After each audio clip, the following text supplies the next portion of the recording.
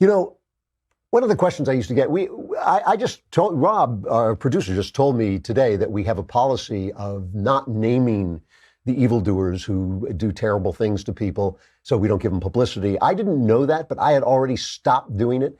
And one of the reasons I stopped doing it, as a crime writer, when I go around, to crime writing conferences or just to any kind of thing where there were fans, one of the questions they would ask me more often than any other was, why are villains more interesting than heroes? And, if you think about it, you see things like, I don't know, Nightmare on Elm Street, and everybody puts a picture of, what was his name, Freddy something or other, with the thing, Frankenstein, you think about the monster. The villains of things become icons, and sometimes the heroes don't. And they would say, well, why are villains more interesting than heroes? And I would always say it's because we lie about heroes, but we tell the truth about villains.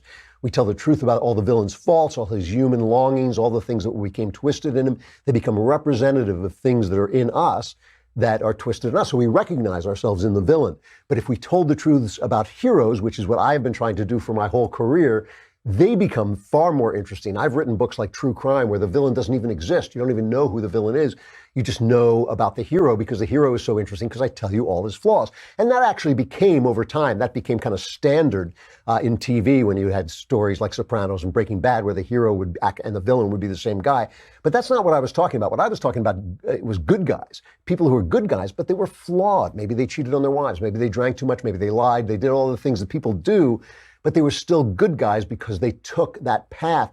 And the thing is, good guys are unique because each one of us has a path to decency that is different from every other. So it's really the good guy who is more interesting if you are willing to overcome the audience's unwillingness to see his flaws. If you force the audience to look at his flaws and they see, oh, he became a hero even though he wasn't perfect, even though he had all these flaws.